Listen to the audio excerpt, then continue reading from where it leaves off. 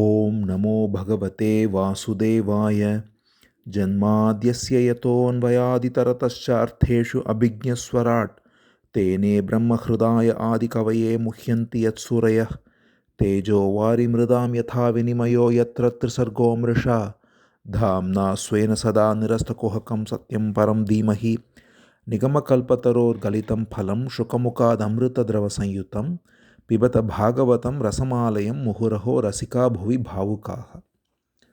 We now enter the 8th chapter of the 8th Skandha of Srimad Bhagavatam.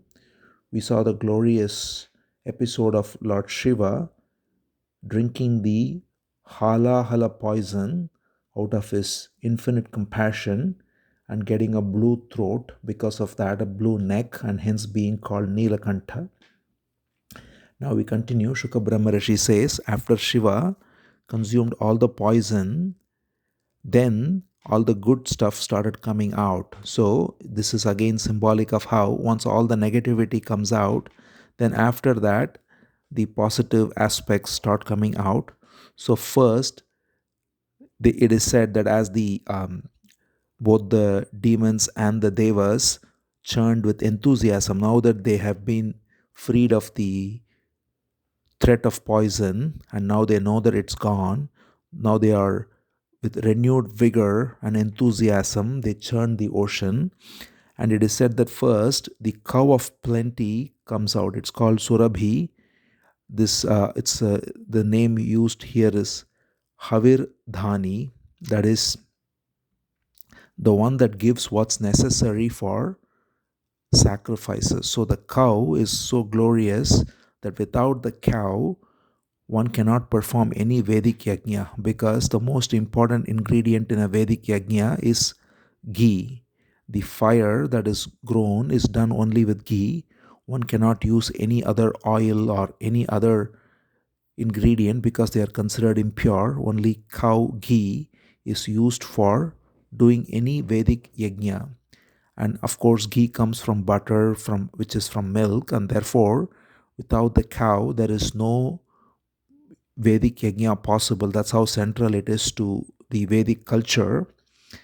So any function of any kind, as one knows, whether right from birth, when a baby is born, or when the baby is given a name, when the child grows up and there's Upanayanam, when there is the wedding ceremony, and then finally when one dies, in every single instance, in all these events, what is central to it is a Vedic yajna or yaga, which is done with the holy fire. And the holy fire is because of cow ghee, and therefore cow is so central to Vedic culture. And Surabhi cow comes out here, and it is a storehouse of, it is said, 5 products. It's called Panchagavya. A cow produces milk, of course, it produces butter, it produces yogurt, and on top of that, the cow's urine and the cow's dung are also so useful for so many activities. In fact, cow is the only animal whose urine and whose dung have many positive properties which are helpful at various levels. Even many organic farms, when they want to get rid of fertilizers and other chemicals, the way they are able to take care of the farm is through cow urine and through cow dung. And in many houses, even now in Bharat, people use cow dung as a way to repel mosquitoes and things like that. And also inside the house, it when it's plastered on the wall, it keeps the house cool during summer and warm during winter. So many beautiful properties are there. So these 5 products, cow's milk, butter, yogurt, and cow dung and cow urine, Panchagavya, are so sacred, so useful, so essential. In fact, there cannot be any organic farming without the cow, just as there cannot be any Vedic sacrifice without the cow. That's how essential the cow is. And therefore, Vedic culture always has cow in the center, and taking care of cows and ensuring that the calves are also getting the necessary milk, and after that taking the milk that is in excess, is the right way to live a healthy life, because it's also conducive for our own health, because there is no other foodstuff that is as wholesome and nourishing as the cow's milk either. So, because of all these reasons, the Surabhi cow, when it comes out, it is coveted by the rishis, it is said. They get the first right because the sages who do all the yajnas, all the sacrifices, they need the cow. And therefore, it is said that the great rishis, the seers who are exponents in Vedas, they were given the cow, the Surabhi cow, which gives unlimited milk and so on. So that's the first wonderful thing that comes out. Next, it is said that a very glorious horse comes out called Uchchaishrava. Uchchaishrava is a very beautiful white horse, and Bali takes it. So, as we know, the head of the Devas is Indra, and the head of the demons is Bali. And Bali is actually a good demon, and we will see his glory later. But here it is said that Bali takes Uchchaishrava, the horse, and then a beautiful elephant comes out called Airavata. This goes to Indra. This is again a white elephant, which is so glorious to look at. It is said that it rivals the splendor of Kailasa, of Lord Shiva, and therefore this goes to Indra now. So they each take one, Bali and Indra. And then after that, a very glorious gem called Kaustubha comes. This is a very famous ruby red gem. And this Kaustubha always decorates the chest of the Supreme Being Sri Hari in his transcendental form. And therefore, this gem goes to the chest of Sri Hari. And then a beautiful tree called Parijata comes. The Parijata tree is known to give whatever one desires, just as Kalpa Vriksha too. So Shuka Brahma Rishi says, O Parikshit, just as you take care of whatever your citizens desire here on earth, Parijata also gives whatever one wants in the celestial realm. And that came next. And then the Apsaras come next, who are beautiful women clad in excellent robes. So, as we can see, all the positive stuff comes, and this is again also at a deeper level symbolic of all the wonderful things that come, opulences that come. So, after the surge of negativity in the form of poison comes and goes, then all the other things come, various, when one engages in churning the mind and going within, then various material opulences may come, and they are all tempting, and one has to be clear that that's not our goal. Our goal is the ultimate nectar, which is pure bliss and peace, love of God, which is the true nectar. If one gets tempted by any of the other products, then one becomes sidetracked by them. The siddhis and so many other things that manifest are symbolized by all these various products, such as the cow that gives anything, the tree that gives anything. All of these symbolize that. Then the top of all this is, it says goddess Rama or Lakshmi comes, Sri. So it says Tatascha Avir Bhut Sakshat Sri Rama Bhagavat Para. So Rama is another name for Lakshmi, the mother. Sri, she comes out. So what this symbolizes is again the highest affluence comes, and Sri, as it's described here, is Bhagavat Para. She is always meant to be with Bhagavan, and therefore that is the right position of Sri. There are many who worship only Lakshmi without worshipping the Supreme Being Narayana, and that kind of worship, while it may give them some amount of affluence for a brief time, it always goes away, because our natural position is to be with Narayana, and therefore it is incorrect to worship Lakshmi separately, which is unfortunately done by many. In any case, here it is said that the goddess Lakshmi or Rama, Sri, she comes out with great splendor, and everybody there is completely drawn by this appearance, the splendor, the brightness of Sri. So it is said that all the devas, all the demons, all the various celestial beings who are there, they are all completely bewildered by the glory of her beauty, her nobility, her looks, and everything.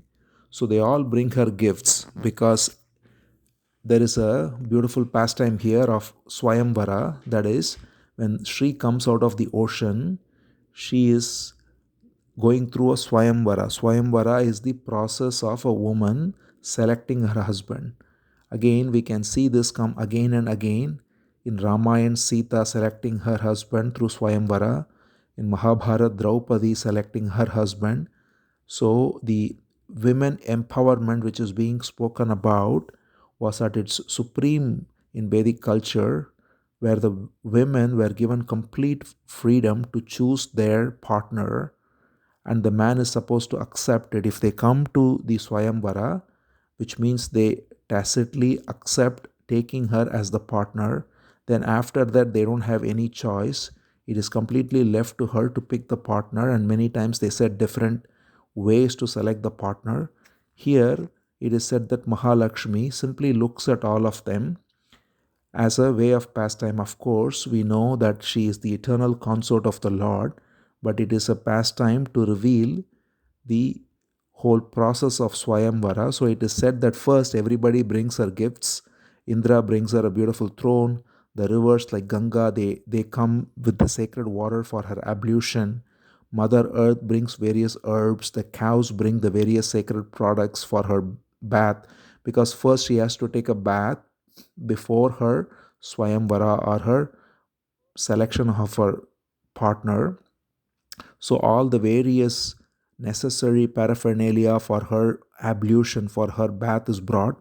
So as we see the waters of Ganga, the milk of cow, the herbs of earth, spring brings forth its flowers and fruits, the rishis bring forth whatever is necessary for the procedure of right ablution according to the scriptures, and the Gandharvas, the musicians, they sing, and all the clouds, they make loud noise. There is drums, there is music.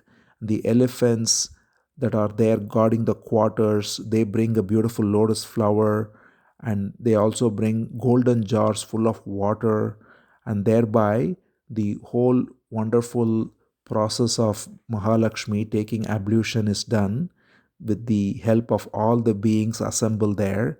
And then she again dresses in beautiful yellow silk, and she is given a beautiful garland called Vaijayanti, and she is offered wonderful ornaments. It is said that Vishwakarma offers ornaments, Saraswati, the goddess of learning, gives her a necklace, Brahma gives her a lotus, and so on. So after all this, she is now beautifully dressed. She wears a beautiful lotus garland with bees swarming around it. And with all of this, Mother Sri now looks so charming, looks so beautiful, looks so divine, transcendent, like a beautiful creeper of gold. Bhagavatam says, Shukha Brahma Rishi says, she is looking so exceedingly transcendently beautiful. And with this beauty, she walks around executing this pastime of Swayamvara through all the various beings assembled there, the Gandharvas, the Devas, the demons, the singers, the dancers, all of them. And then she simply, by looking at each of them, she says how everybody is imperfect in their own way. So even the Devas, of course, the demons, the Gandharvas, everybody, she says, has something missing or the other. She says one has asceticism, but he still got no control over his anger. Another has some wisdom, but he is still not free from attachment.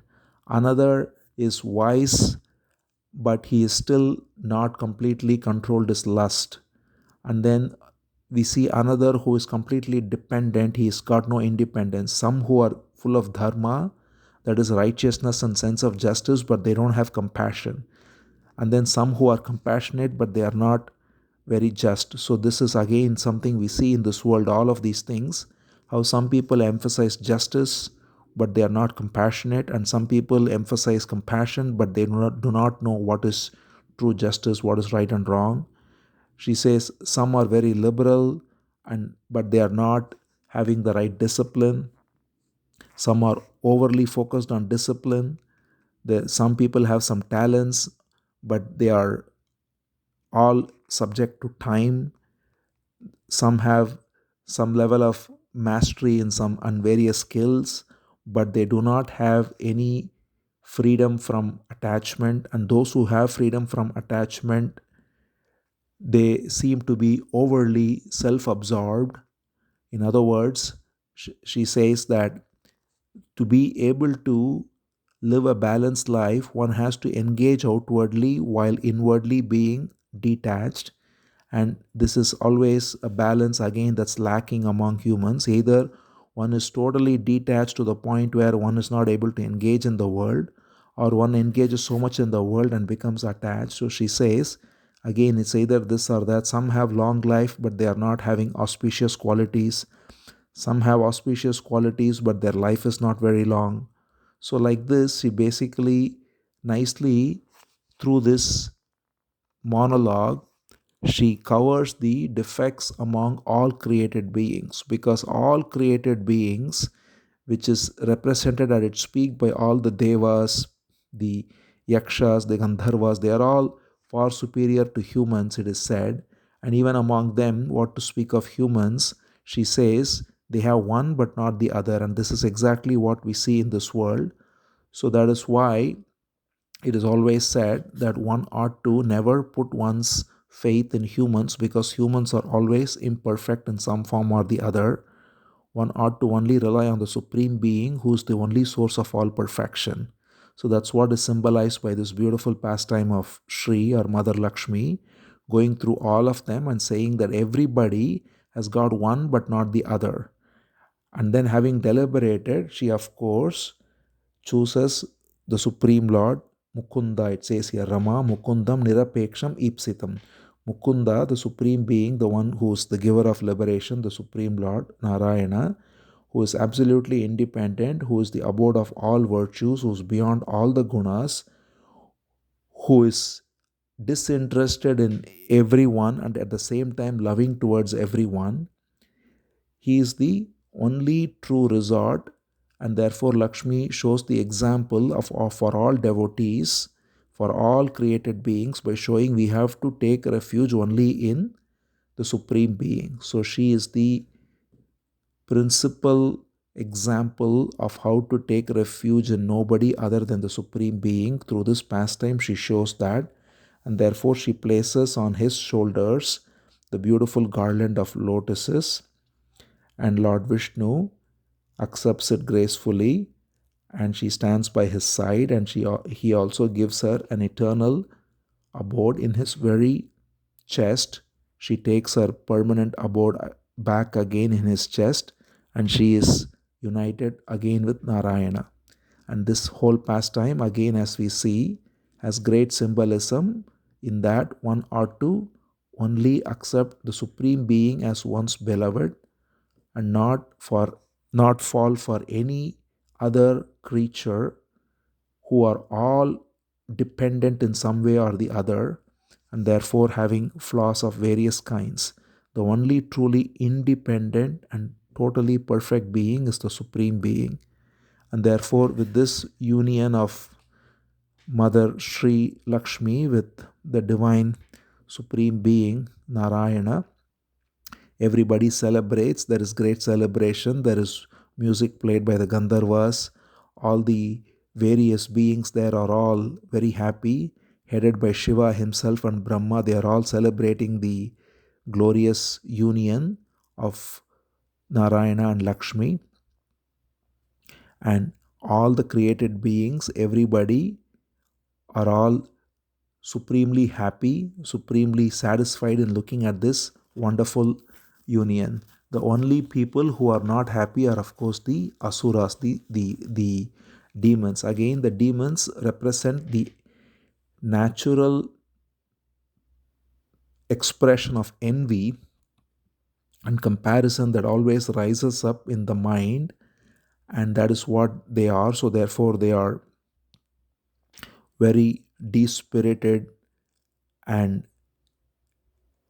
they were completely depressed, unhappy. Instead of celebrating this wonderful union, they were unhappy because they were so envious, so covetous. So, this is again another symbolism also, that if one covets wealth, which is what Mother Lakshmi represents, and not interested in the Supreme Being, but only in wealth, they are bound to get the fate of these demons, which is to get depressed because she will never take the company of one who is not having the Supreme Being in his heart.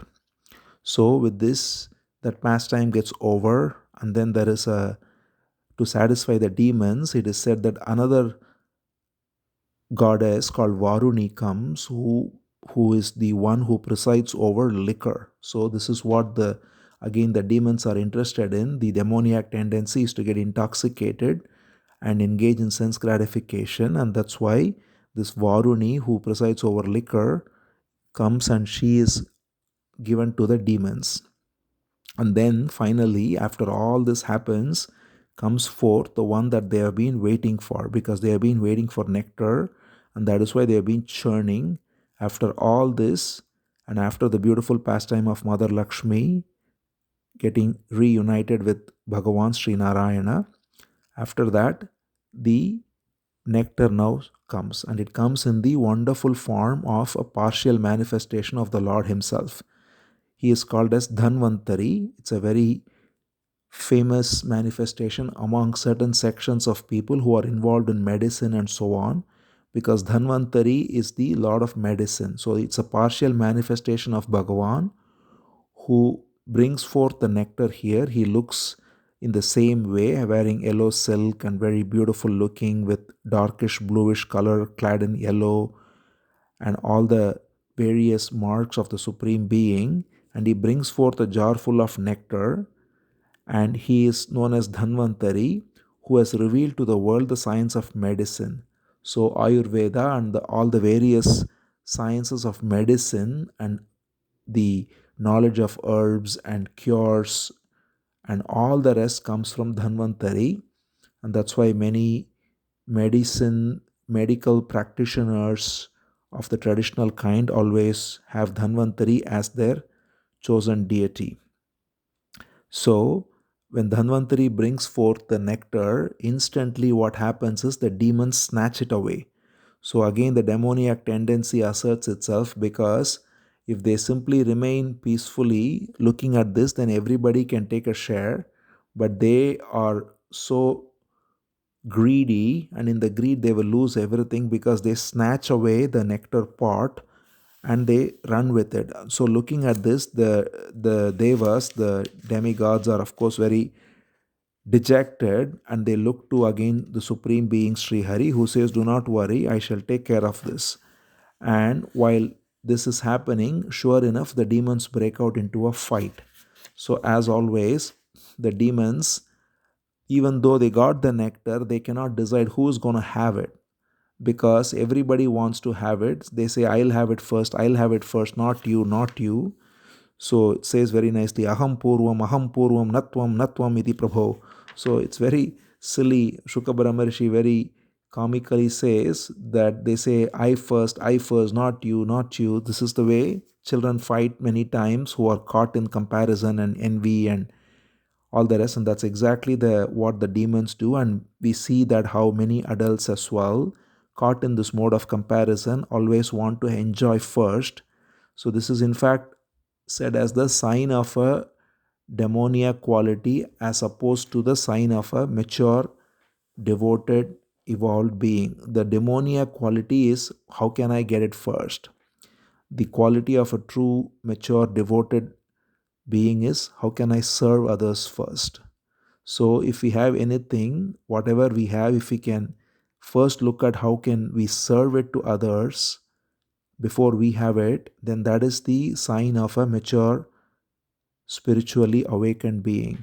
If we only are interested in how can I first have it to satisfy my sensual pleasure, then that's the quality of a demon. And that's exactly what is manifested here. And we see this again. So these are all practical lessons that Bhagavatam so wonderfully gives through the story of how do we function when we see something, even in a small place where, let's say, there is a limited resource. Do we first want to grab it for ourselves, or are we ready to share it? And that very difference is the difference between the demoniac and the divine aspects of life. So the demoniac quality is I'll have it first. So they fight like this, and there is a fight breaking out between them. And when all this is going on, the Supreme Being now executes his next pastime, which is to take the form of Mohini.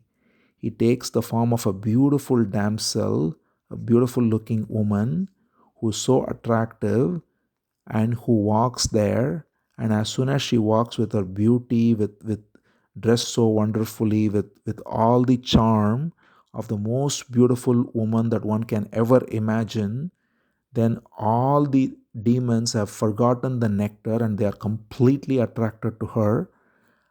And now, what Mohini does, this wonderful feminine form of the Lord, what she does to bring this pastime to an end of how the nectar is taken away from the demons because of their own greed and their lust, how they lose the nectar, and what happens will be seen in the next chapter. Om Namo Bhagavate Vasudevaya.